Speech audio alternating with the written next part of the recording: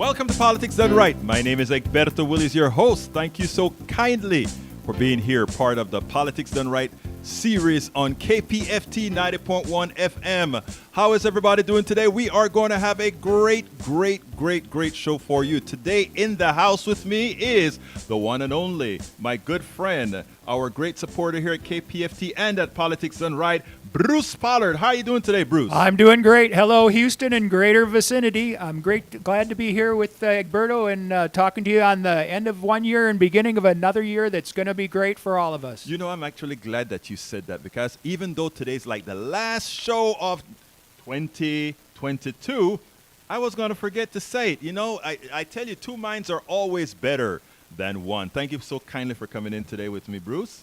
It's my pleasure. It's just great. And, you know, we're going to be rid of one less two, and we're going to get a three there at the end. That's going to be great. Absolutely. Folks, remember, call in early, 713-526-5738. Again, that number is 713-526-5738. And if I don't tell you, don't forget to hit the number 2 after you've called that number to come directly on air. Sword is going to look at me and say, Egberto, you forgot once again. Anyway, in the studio, on the boards, we have the one and only Stuart, and on the phones, Senor Craig. How are you doing, Craig? How are you doing, Senor Stuart? What's going on today? Good afternoon, Egberto. Everything's great. Hey, look, are you ready for the new year, sir? Yes, I am. What about Craig? Is Craig ready for the new year's? Craig, are you ready?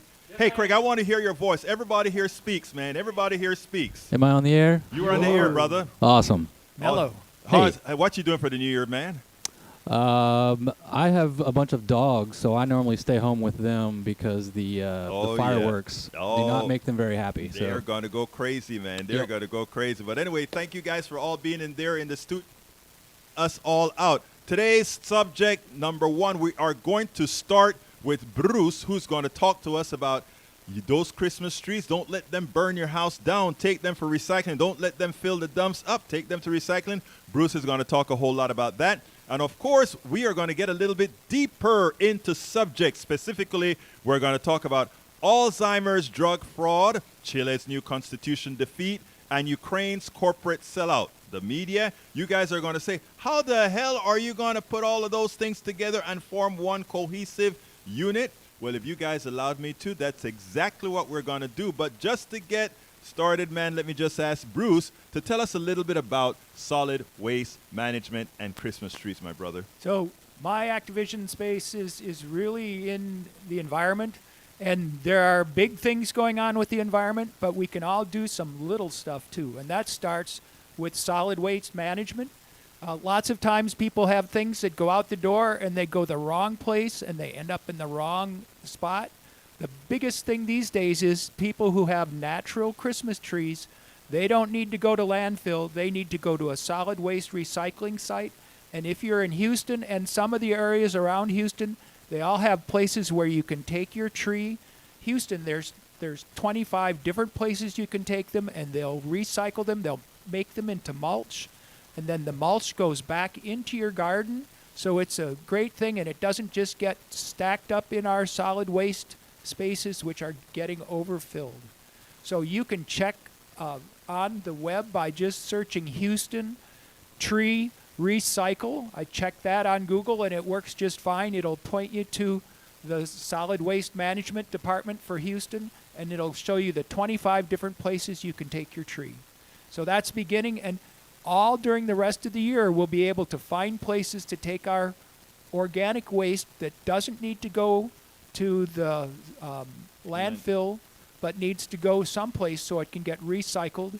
And that's the beginning of cutting down on things that we don't need to pile up in our solid waste. Well, Bruce, you're a scientist, so you go around there thinking that everybody knows what organics are. So why don't you explain to people what are the things that they can use the organic type disposal for? Well, it's a big mix, Egberto, because some things, for example, the green waste from your yard or from a Christmas tree and everything, those are clean organic waste that should go to recycling. Mm-hmm. Other things, for example, the garbage from your table, mm-hmm. or even dirty plastics that are recycled from being served from food, those things actually need to go to solid waste. Or if you have special places, for example, our backyard, we have a special mulch space that we take our eggshells and all the things that when we scrape our eggplants and to eat our eggplants and potatoes, those things go there and they're properly treated there. But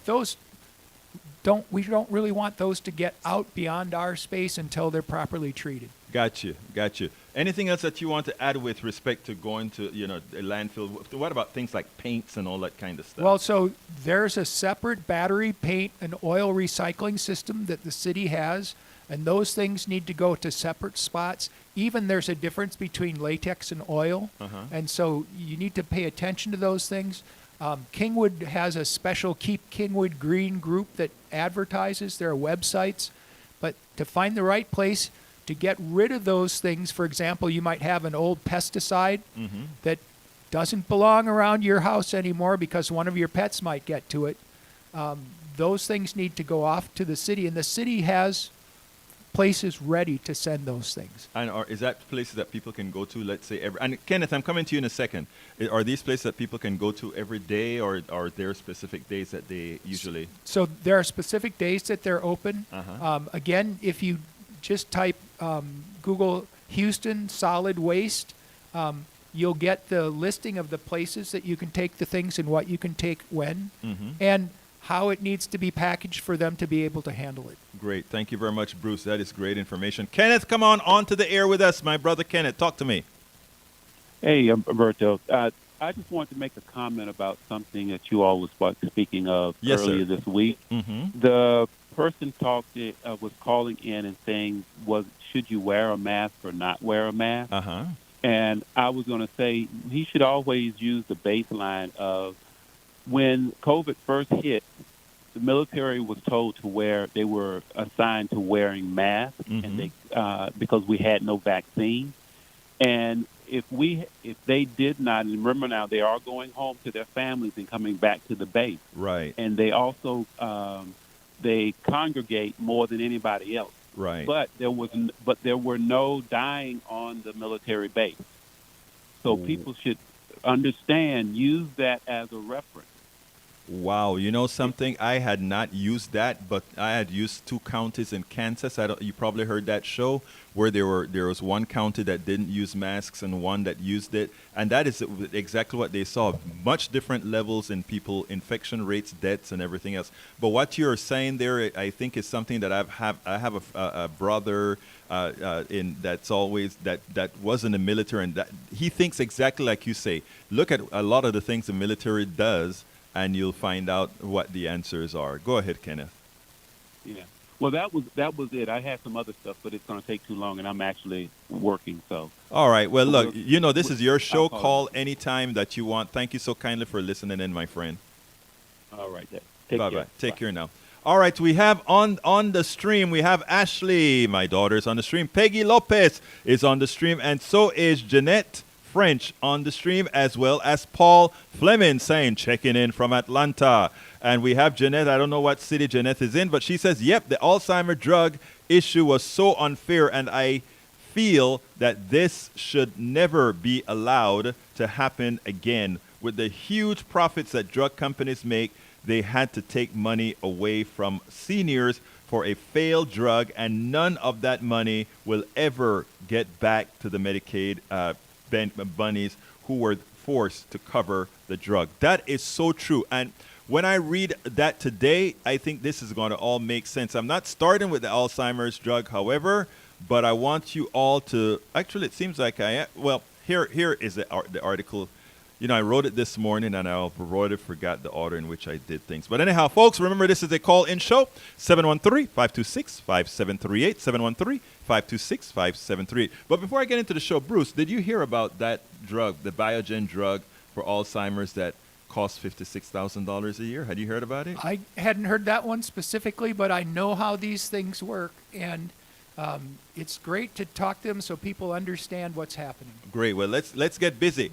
The title of the show today, Alzheimer Drug Fraud, Chile's New Constitution Defeat and Ukraine's Corporate Sellout Media. Subtitle, 3 events, the failure to pass Chile's new constitution, Biogen's new Alzheimer drug, Aduhelm's price gouging, and the complete corporatization of Ukraine's illustrate a systemic media fail. And it starts this way. Don't forget, folks, you can call in at any time, 713-526-5738. Hit option 2 if you want to get on the air.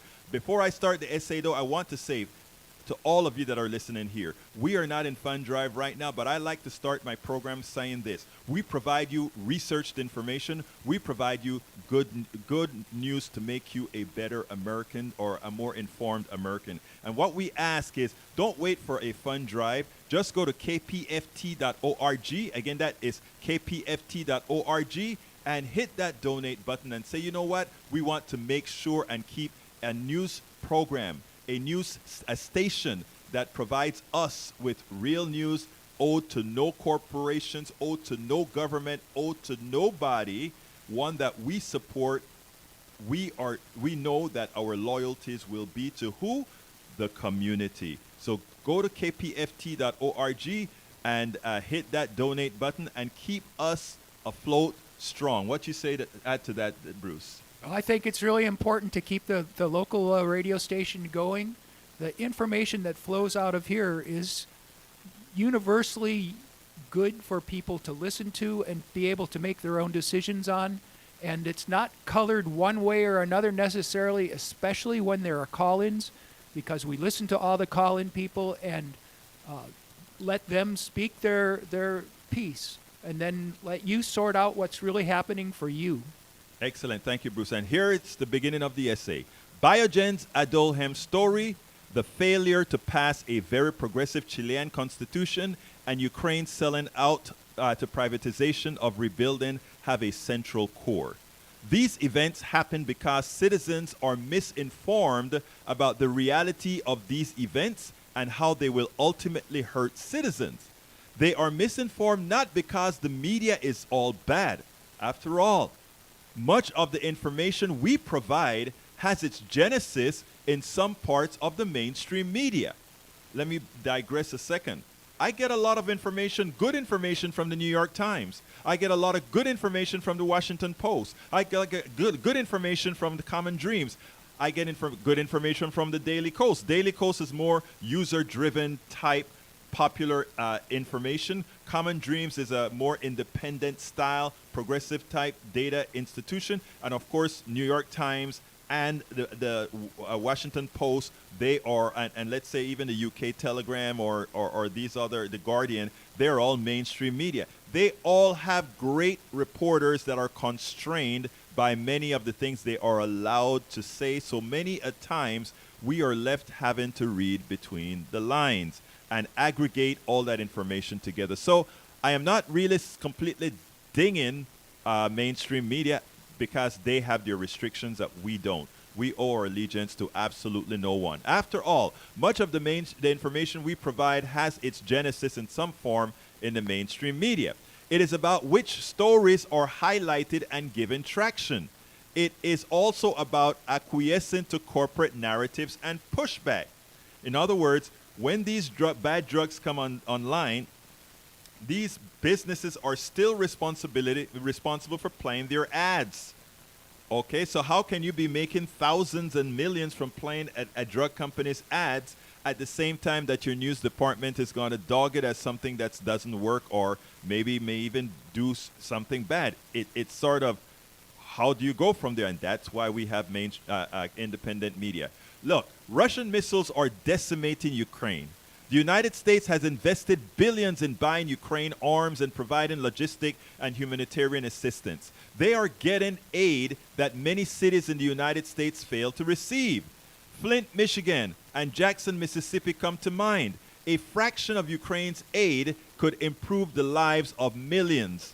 Our mostly neoliberal government, and yes, I said it, our mostly neoliberal government, and I didn't say Democrat or Republican, I said our mostly neoliberal government seems to provide infrastructure aid or social programs only in instances where the corporatocracy can make a buck. In other words, if we give away money, we have to make sure that that corporations and this private sector is going to profit from us. To hell with everything else.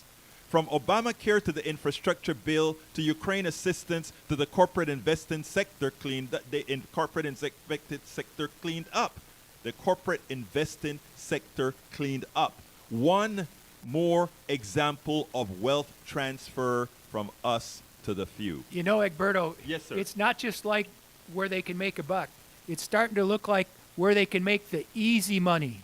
So instead of investing some dollars that are going to help us all, they're just trying to invest money that originally starts out as our money and goes out to someplace, but they can get the easy buck back with a channel that they have control over. 2 minds always better than 1, and 3 minds even better. So because that is exactly right. That is the easy money as opposed to just making a buck on us all. It's not making a buck on us all by working for it. It's making a buck on us all because it's easy to Yeah, get. because Jackson, Mississippi is an example of that. Right. That needs to be cleaned up. The same thing as Michigan.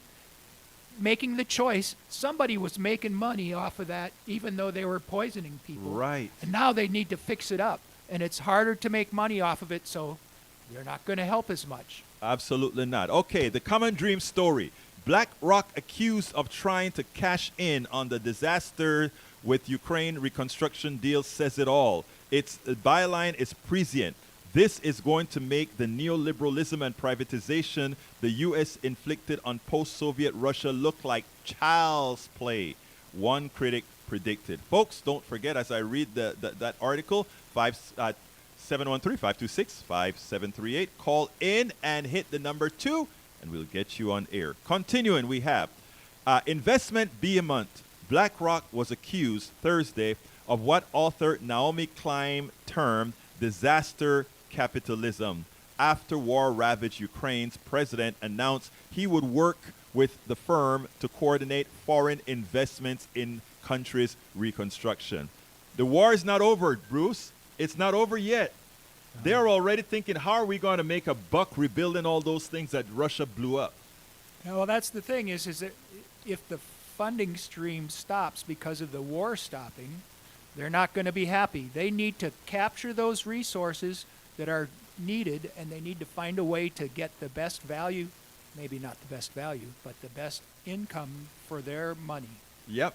Check this out. The BlackRock team has been working for several months on a project to advise the Ukrainian government on how to structure the country's reconstruction funds, Ukrainian President Vladimir Zelensky office said. Wednesday, following the president's video conference and BlackRock CEO Larry Fink. In other words, we know that the war is going to sometime come to an end. We want to change the way your economic system works, and we are going to make it an investor-based system. Zelensky's office said that the two men agreed to focus in the near term on coordinating the efforts of all potential investors and participants in the reconstruction of our country, channeling investments into the most relevant and impactful sectors of the Ukrainian economy. Who's going to decide what's the most relevant faces of that economy, man? Oh, BlackRock will. BlackRock will. In language evocative of clients, the shock doctrine, the rise of disaster capitalism, Madie Benjamin, co-founder of peace group Code Pink, tweeted that BlackRock is already trying to cash in on the disaster in Ukraine.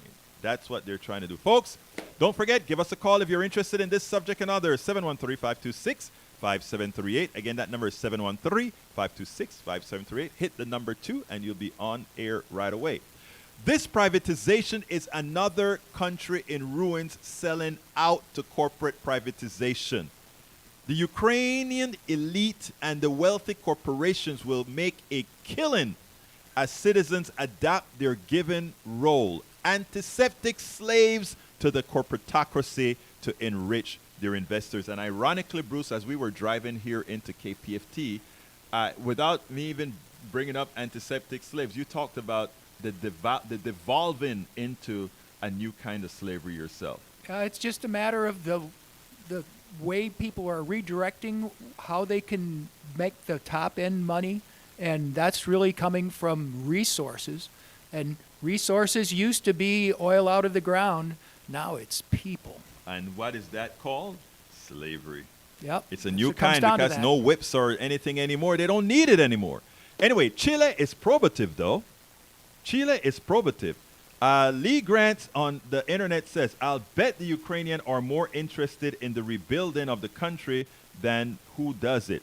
You're right, but do you make do you make a deal with the devil just for short-term gain? That is why education is so important, Lee Grant, because you're right. Unfortunately, you are right, sir. They only want to make sure they're rebuilt. But the price they may have to pay for rebuilding is going to be a very high price in the long run for their people who will be able to accumulate nothing. The way the investments are made is very important because education is going to help everybody along the way, and they'll be able to be self-generating. And maybe that's not the best way for other people at the top end to use the resources. Absolutely. So here's the deal, folks. I just gave you what's going on in Ukraine and the possibility that privatized Ukraine is what we're looking at. In other words, just about every entity privatized. And there was a similar thing to that. Naomi Klein wrote The Shock Doctrine, which kind of detailed how Milton Friedman and all these right-wing economists started to take over these southern countries, right? South American countries, and what it did. So Chile is probative. The dictatorship of General Augusto Pinochet privatized water. Yes, I said it. He privatized water. Over several decades, citizens continued to do without or pay high prices for a resource that should be free. It led to a revolt that resulted in progressive drafting a new constitution that included water as a right, among other progressive values. Of course, the misinformation campaign from the oligarchy went into overdrive, including using the media to misinform. The population ultimately defeated the change in constitution on false premises. I'll digress. I'll pause here and bring Ted into the conversation. Ted, how are you doing today? I used to consider myself pretty left-wing until I listened to you. Oh, good. Let's talk. But first of all, I must misunderstand. Okay. You are saying that you think Ukraine should have just let Putin come in and take over their property and sell because what you call the plutocracy would have been very happy if Ukraine would have given up and let the Russians sell them oil. Let me stop you a second, sir. I want to stop you a second, Ted, and here's why I want to stop you. You said you were left-wing until you listened to me. I'm not going to get into the substance of what you're saying yet, but how can one? What I mean is, I thought I was on the far left of the political well, no. Well, let me tell you. Even you, man. Let me tell you, I may be lefter than you, but living in Texas. No, wait. They think I'm a communist. No, well, you're not. Let me tell you something, brother. No, I'm not. I'm likely left of you. There's a good likelihood of that because I'm pretty left. But my policies and what I support and who I support is generally everybody. I try to engage with everybody. Here's what I want to say, though. I think you completely misunderstood what I'm saying.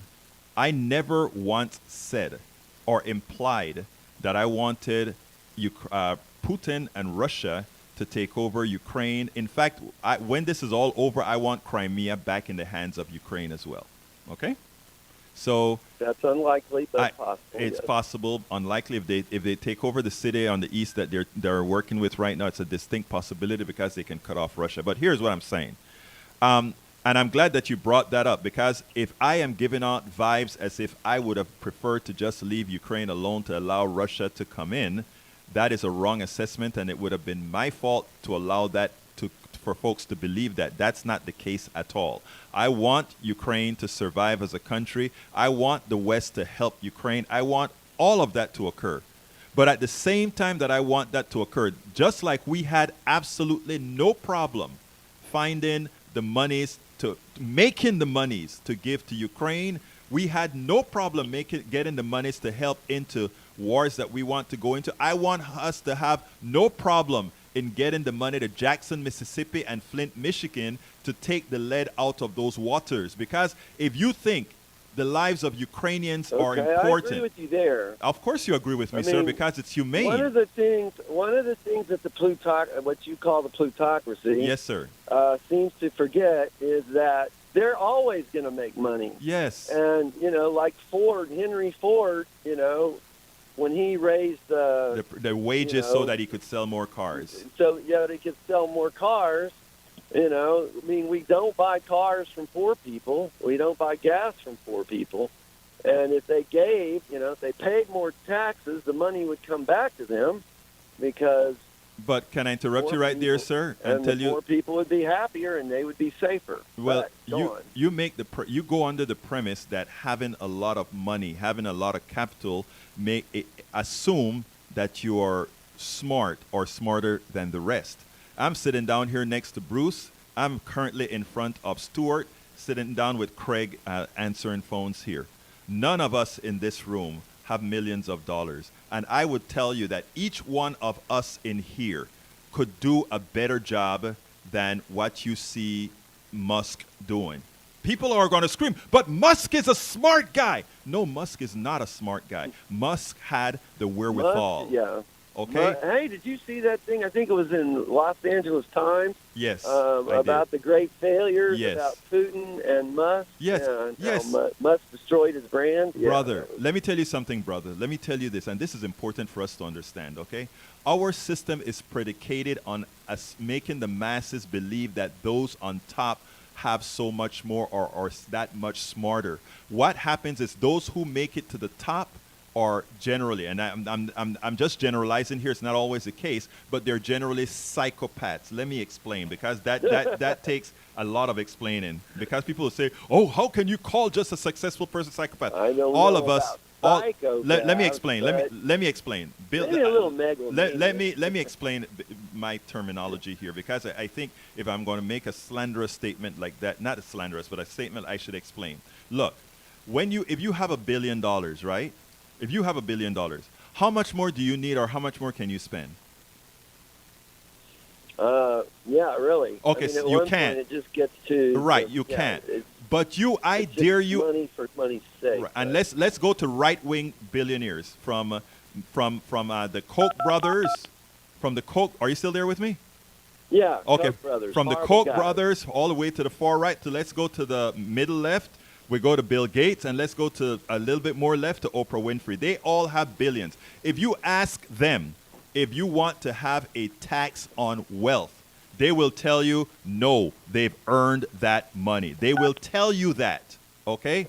I can show you. I don't know about that. I know Warren Buffett is for it. Warren Buffett has put his money into a trust that he controls, as well as Bill Gates control. In other words, remember, they are releasing monies to a trust that they control, that's going to do the things that they believe in, not what society is asking for necessarily. And my question to you, I think Bruce wants to come in here. You know, Egberto, when you bring up taxes, I got to tell you, I pay taxes. I'm happy to pay my taxes.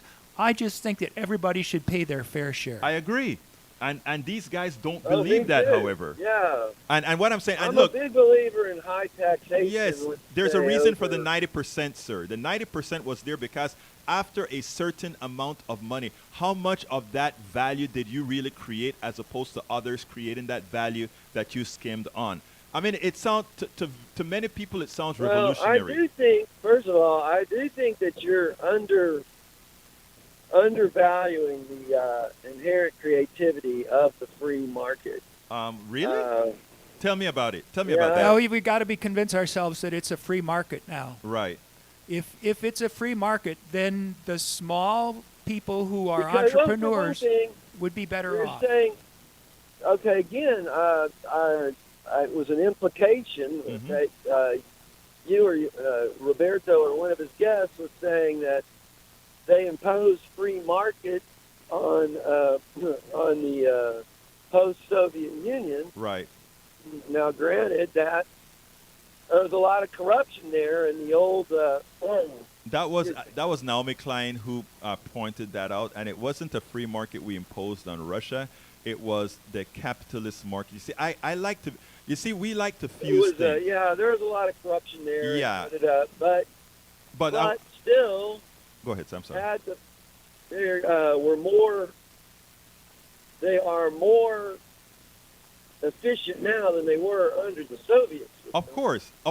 And the reason why is you want to make a buck in a consistent manner. And the only way to make a buck in a consistent manner is to have some sort of efficiency. But when that efficiency only supports those on the top, why have that efficiency? It's like the person who tells me capitalism is super great because if you look at downtown Houston, could other systems build all these buildings, etc.? To which I says, no. And then I said, but you know what? Having those great buildings and freeways that you can't access or use, what's the point if it only serves 5% of the population or 10% of the population, right? So if you have an economic, I'm saying we could create an economic system that create all the skyscrapers, that create people that that earn money commensurate with their worth. And by the way, that's maybe above my pay grade, right? But I'm saying we can have a legitimate economy. Okay. Where if you work hard, you make more. People should have access to housing and health care and food and you know, and so their children shouldn't be, and so Ted, they and their children should not be poisoned. Ted, okay. What I'm noticing from you, I grant you that. Ted, what I'm noticing from you, right? And this is, it always turns out this way, right? When you think about, when you decide that you want to be humane, when you decide that you believe in true human values, all values converge to the same. You called here saying, thinking I'm a nutcase. I guarantee you're going to leave here. You know what I'm saying. You call in saying, oh, man, you want. But I understand. But now I think, and that's what communication is all about. It turns out that it seems like we're all looking for the same thing, isn't it? Well, the thing is that I was really calling for clarification. Okay. Actually, I really like the show. I'm a long time listener. Thank you. But it's just I was under the impression that you were thinking that Russia should be able to take over Absolutely Ukraine. I was really baffled. I was completely baffled by that. No, I never. Again, I don't. Look, I never once said that. You cleared that up for me, so that was one thing. And yeah. What else would you like to add, Ted? Well, the problem, whether it's government control or quotation marks free enterprise, is the corruption. Because in Soviet Union, it was it helped out Stalin and his buddies. Right. And then now, in a so-called free market state, it helps out Putin and his buddies. Right. Now, I want to correct, though, that I want to correct you and everybody else that's listening and myself, all of us who used to believe that free market meant something. I believe in free enterprise, right? All of us having the ability to freely create, to freely produce, and freely exchange our services and goods. That's free enterprise. Capitalism isn't free enterprise. Free markets doesn't really exist. So what I try to tell people is stop. Capitalism needs to be regulated. Well, regulated, you know, corporations, capitalism means you break down things. Well, that's for another day, but let me just say one thing, okay? There was a time where corporations had a charter, and after they fulfilled their charter, they died. We don't have that anymore, okay? And that's another long subject. But my thing is that if all of us could converge on free enterprise, meaning we all have free access to success, we all can make money commensurate with the value we provide to society, that would be great. But we have all these rich people who control capital, who provide little value to society, and in controlling the capital, they're getting more of what we all work for. And that is the things I'm trying to talk to people about being aware of, so that as we elect politicians that can regulate the system to make us all have equal access to success. They hire an educated workforce that is government educated, and they produce their goods on various communications and transportation formats that we provide. But Ted, I got to get back to my essay. Right. Anyway, okay, but look, thank you so kindly for calling in. Thanks for calling in. I appreciate your time. Thank you, nice sir. Day. Great. Ashley says, capitalism is ruining medical care too. And the subject that I'm going to talk about, the drug, is going to be probative. But before I get there, Peggy Lopez says, BlackRock being contracted to rebuild before the end of the war makes me wonder which corporations have contracted with BlackRock for maximizing corporate profit. Makes a lot of sense. Ashley also says, like, they reward efficiency and not actual care. And sometimes efficiency means allowing folks to die. But anyhow, continuing, I want to repeat the part on Chile. Chile is probative. The dictatorship of General Augusto Pinochet privatized water. And by the way, folks, you can call in 713-526-5738 and hit option 2 to get on air right away. I'd love to hear what you have to say.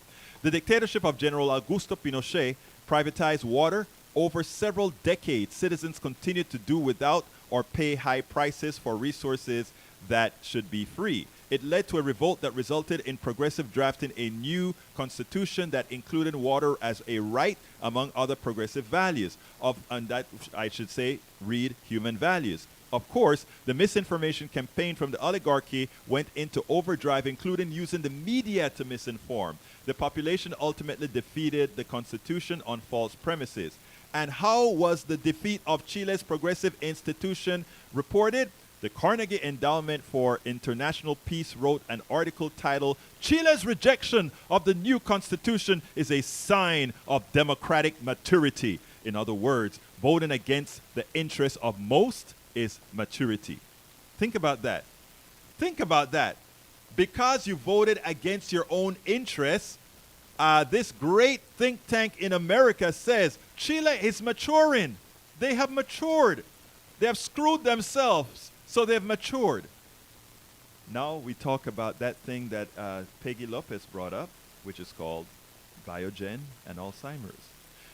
And Biogen is selling a drug that has not proven to work for over $56,000 a year. I repeat, here's a drug, Alzheimer's.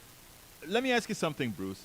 Isn't Alzheimer's a disease you normally get, let's say maybe you're 65, 70, 75? In general, I know every now and then you get somebody that's young. But don't you get it generally in your latter years? It tends to be for older folks like me, yeah. Like me and you, right? Well, not you. You're still, well, I'm in trying. your prime. But let me tell you, here's the deal. So the truth of the matter is, there is no way that if we're looking at a cost ratio, and with life, we believe in life, that why should somebody pay $56,000 for something that may or may not work and simply seems actually not to work? Yeah, I don't understand how the pricing is. I have a separate problem, and the pricing for the drug that I take that may or may not work is $100,000 a year. You're the one that, oh really? Yep. I didn't realize that, Bruce. And it might be by the same Biogen company. Oh my God. I knew you were on that particular drug, but I didn't know that you were on one that cost that much. And oh my, I have to recollect myself here, because the drug companies drive me utterly crazy, because most of those drugs initially were developed in a university, and because it was developed in a university means it's generally funded by us all. And those numbers are small potatoes compared to things like insulin. Imagine that. Imagine that, because everybody's on, not everybody, a lot of people are on insulin, and they're paying $1,000 a month. Now it's going to go to $35 a month with the new bill signed by Congress. Now you see, it makes a difference who's in the White House, who's in Congress. Now, Biden is doing great things. I think he could do a lot better if we had more progressive input. But again, you have to give you have to congratulate and say thank you where thank you belongs. And I think for getting these things through in a ridiculously difficult Senate, I give the guy kudos. I've got to give the guy kudos. Yeah, well, and they did what he did what he could with the group he could. Right. Obamacare could have been better at the time, and he didn't. They didn't get it. They didn't get anything done that really had lasting value. Right. And our current president has gotten some things done that I think will have lasting value, that we'll be able to sort out. But of course, at the same time, there's people who are going to get their extra little dollars out of it too. So we'll have to watch and see how it all comes out. And that's why your voting and primaries for progressives are important. Okay. All right. And Biogen is selling a drug that has not proven to work for over $56,000 a year. Wow. And Bruce is on one that's $100,000 a year. He just boggled my mind. The New York Times article, Congressional Inquiry into Alzheimer's Drug False its maker and the FDA is probative. Its byline says, the report said that the FDA approval process of Aduhelm was rife with irregularities and criticized Biogen for setting an unjustifiable price. And here is from the New York Times article. The 18-month investigation initiated by two congressional committees after the FDA approved the drug also strongly criticized Biogen, Aduhelm manufacturer. Internal documents showed the company set an unjustifiably high price of $56,000 a year for Aduhelm because it wanted a history-making blockbuster to establish Aduhelm as one of the top pharmaceutical launches of all time, even though it knew the high price would burden Medicare and patients, the report found. I paused there. There was nothing medical about the pricing. It was all these guys in a room saying, we want to have the biggest badass of a release of a new product. We want to get it done, and we're going to show our macho. This is the best. We are going to show with $56,000 for our company. Shameful. Shameful. And it sets a precedent for other companies when they're pricing their, it almost sounds like it's got something to do with the price of oil and the price of gasoline being controlled by not necessarily the people who are bringing out of the ground and not necessarily by the people who are charging at the pump, but somebody in the middle who's got some kind of handle on how the prices are established. Amazing. Continuing with the article. The investigation said Biogen was prepared to spend. I want you guys, this is an important paragraph. All of you listening, including my right-wing brothers and sisters, and I have a few of them in the chat right now. Hey, Eric Hayes, I want you to listen to this directly. Government made Pfizer rich with COVID. Talk about that. We've already spoken about that and within the Obamacare realm as well. But I want you guys to listen to this paragraph. You too, Lee Grant, I want you to listen to this beforehand. It goes as follows. The investigation said Biogen was prepared to spend up to several $billion more than 2.5 times what it spent developing the drug on aggressive marketing to counter expected pushback over whether Aduhelm was worth its price. The report said the campaign planned to target doctors, patients, advocacy groups, insurers, policymakers, and communities of color who were drastically underrepresented in clinical trials of the drug. Do you understand what that says? First of all, you are told, America that's listening here today, you are told constantly that the reason you are paying high prices for your drugs is to ensure that research and development will continue, to ensure that we would get innovative new drugs, and that if we were starting to pay less for these drugs, that somehow innovation would stop. Before I answer that, I want to remind you all that the people who innovate are not the people with those stock options. The people who innovate are not the people getting all those dividends. The people who innovate are not the people that are sitting in the executive office with all the umbrellas that give them all the cash that they can. The people who innovate are the ones who are on salary, are the ones who get a fixed amount one time. And when they're laid off or when they're retired or whatever, they don't make on those drugs. But those thugs in ties and suits, those thugs in ties and suits called corporate executives, they are reaping the benefits over and over and over again by fleecing whom? You. And then many of you would listen to what I am saying with regards to this truity and say, well, you are some crazy socialist. No, I'm not. What I am is somebody who wants fairness. And if you have no problem with people ripping you off, please help me understand why not. I would love to know why not. Telephone number 713-526-5738. 713-526-5738. Hit the extension number 2 to come on air right away. Again, so Now, they're spending over $2 billion advertising, convincing folks that their $56,000 they charge a year is justified. They're not going to throw that money into better research on a drug that needs a hell of a lot more research. They're going to put it into PR. That is what, and by the way, that $2 billion that they spend isn't their money. It's your money that you pay for the overpriced drugs. Do you feel yourself had yet, Bruce? You know, it's interesting because I don't think that we know exactly what causes Alzheimer's, but it may be in the long run that a better diet throughout your life is as good or better than all these other things. But there's no way they could get $56,000 on you eating a better diet and having better processed foods locally produced. Amazing, isn't it? And Brother Lee Grant on the internet says, would you prefer not to have an Alzheimer drugs at all? I tell you what, at $56,000, most people won't have an Alzheimer drugs because Bruce worked for corporate America for a long time as a scientist, so he had very good insurance that will take up the cost. But most people don't have that. Bruce? And I have Medicare now, and then I have another insurance policy that covers it. So that and some negotiations that happen underneath the covers have made it not unbearable for me to buy the drug that helps some of the people with the disease that I have. And so I'm taking that risk. I can't afford not to because I want to live and help other people.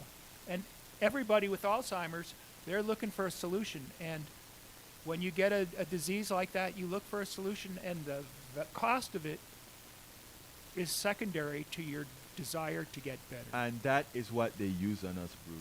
That is what they use on us. And that's the reason I think healthcare does not belong in the private sector. The fact of the matter is an engineer, a developer, the professors at school, they're not in the private sector. The professors at school that develop these initial drives to the medication, the synthesis of these medications, they're in a college environment paid for by who? We the people. So therefore, it is clear that we the people can develop these things and then go ahead and throw it off to a marketing company later on if you want to get it out there. But we don't need these guys to lie to us and tell us that the reason these prices for drugs are high is because of their research and development costs, when we have the evidence that they spend more on marketing and spend more on giving perks to doctors, etc., than they spend on developing the drug, which in general were originally developed by we the people at universities. And in the long range, we're going to actually have to be careful, because if we get Medicare for everybody,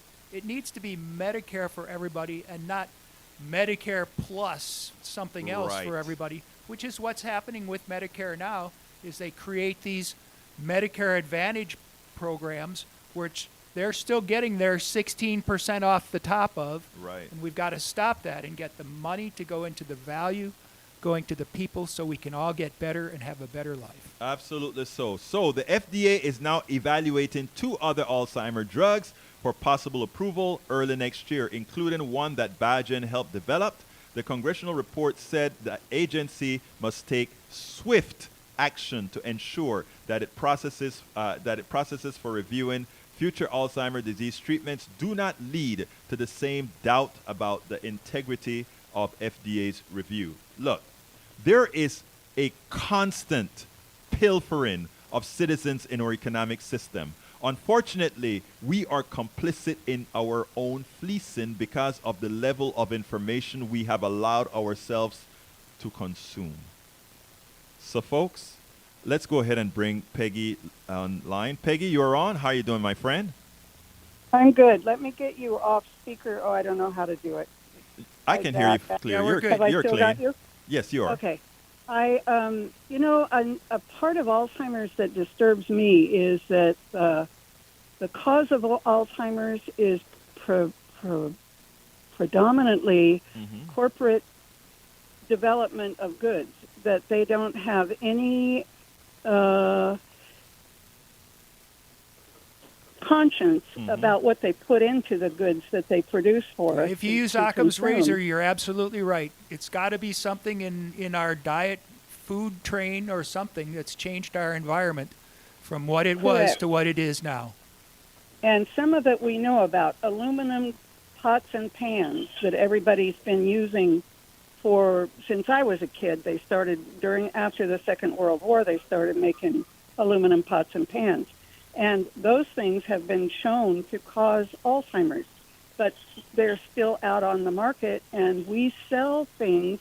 This country has no mechanism to protect the citizens from the corporations. Let me ask you something, Peggy, because did I understand you right in you stating that Alzheimer's, the proliferation of Alzheimer's now is a lot greater now than in the past? Is that what you're saying? Yes. Oh, I didn't know that. Okay. Yeah, there are many more people with Alzheimer's today than there were 10 years ago. And that doesn't have anything to do with people living longer or anything like that? Well, it has something to do with that, but it also has to do with the fact that there's just people have been living in this particular age longer. Got you. Well, look, Peggy, what else would like to add, my friend? Because that is some good information. Okay, that was it. I just thought you needed to hear about how the corporations, not just the drug corporations, but corporations in general, are profiting off of a horrendous disease that causes so many families such horrific so much sadness choices. and so much cost and frustration. You know what is interesting, Peggy? And I talk about this all the time, because, Altria is now selling, they're advertising all these places that they have to help people who are addicted to stuff, like smoking and all of that. So there's a new ad, and I remember I was in D.C. with my daughter, and I saw that ad come on, and I'm like, rewind that, and I had to get it on camera, because here we have the corporation that addicted you to tobacco, and now their job is to unaddict you with tobacco. And each time you had to pay them. You pay them to addict yourself, and then you paid them to unaddict yourself. Right. The macabre nature of that, Peggy, really got to me. Anyhow, Peggy Lopez. Is this Peggy Lopez? Yes, it is. Oh, Good great to talk to you, my dear beautiful lady. Is there anything else you'd like to add before we go? Nope. That was it. Yeah, thanks for calling. You really added to the discussion. Thank you so kindly, Happy Peggy. New Year. Happy New Year to you too.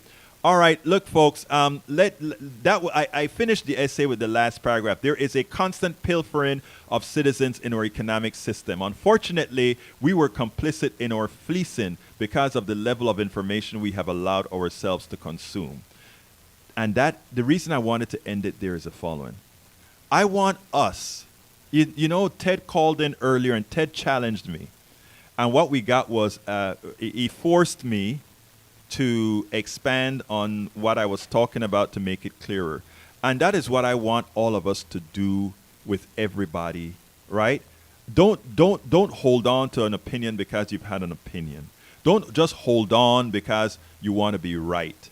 If somebody calls me today and prove that I've said something, that I've heard about something, I promise you, I will be the first to tell it on air, to be corrected on air, and to say I've learned something. That's where I want us to be, because that's what it's going to take, not to be fooled by a corporate structure intent on making money on you at all costs. They don't want to hurt you, really. The truth of the matter, Peggy is right? Maybe all these and Bruce as well, when he says that there are all these external factors that are making Alzheimer's more prevalent. I believe in all of that. Yeah, but and when a doctor recommends something like this for you, make sure you talk with the doctor and say things like, have you personally seen people be helped by this drug? And is it going to help me, rather than just saying, oh, everybody's taking it, it's advertised on the TV, it's going to save my life. Make sure that it's the right drug for you and is recommended by the local physician who knows your case. Tom C. says, healthcare on the internet says, healthcare in America is based on financial Darwinism. In other words, survival of the wealthiest and those who have the best insurance. That is an absolute truity. And we have Lee Alexander says, I definitely have a problem with the capitalist class rips me off. I've worked for myself most of my life for that reason. I want to keep the money I earn, not have most of it go to shareholders. I am with you on that sentiment. Lee Alexander also said, avoid Medicare Advantage plans like the plague.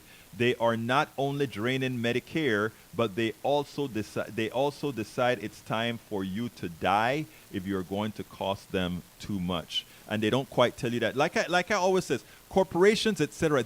These people don't inherently think they're bad or anything of that sort. What they do, however, is remember, humanity doesn't play a role in capitalism.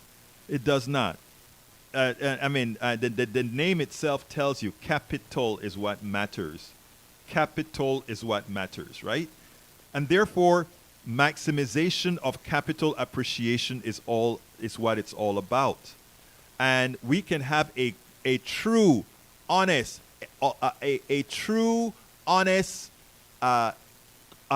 free enterprise system based on us being a country, a city, a world that looks out for us. You know what they said about the Chilean constitution? They said it was too utopian. Utopian meaning that all of us have equal access to success. Utopian meaning that we can all have the things we deserve, even though the planet has enough to support us. But it was utopian. So the Carnegie Institute says, oh, they've matured because they understand they can't have it all. Yeah, well, education and the Constitution, we're struggling with our Constitution even now today, and a new Constitution for us, that would be an interesting thing. It would get so split up that it would be hard to see exactly where we would get with that. You know, if we want an egalitarian society where we all, again, a lot of times the way the right uses things, right? They'll say you want everybody equal, and we all know there are lazy people and people that are not lazy. And the first thing that comes to people's mind is somebody's going to be taking advantage of me. They don't look at that corporations are taking advantage. I don't want all equal. I want all equitable.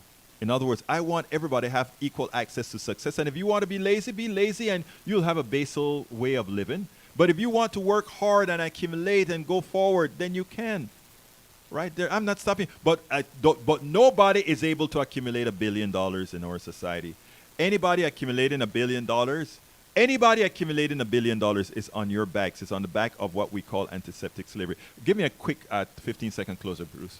Well, I'm just sitting here thinking that some of the money that's coming off the top isn't capital anymore. It's hidden away, and it's stealing away from even the capitalism system. So we're going to be in a bigger problem than if we distribute the wealth properly. Folks, let me tell you something. You are in control. You can be in control. You elect the representative. You go ahead, folks, and go to your primaries. Elect folks with progressive values that tell you we want an egalitarian society where all of us have equal access to success. If you want to make a lot of money, you can. If you want free enterprise, you can. If you want to own your own companies, you can. But it has to be done in a manner where not those folks that freeload at the top continue to make it. But let's go into the new year with our eyes wide open and trying to make it better for everyone. I love that, Bruce. Let's go into the new year with our eyes wide open. My name is Egberto Willis. This is Politics Done Right. And you know how we end this, baby. I am what?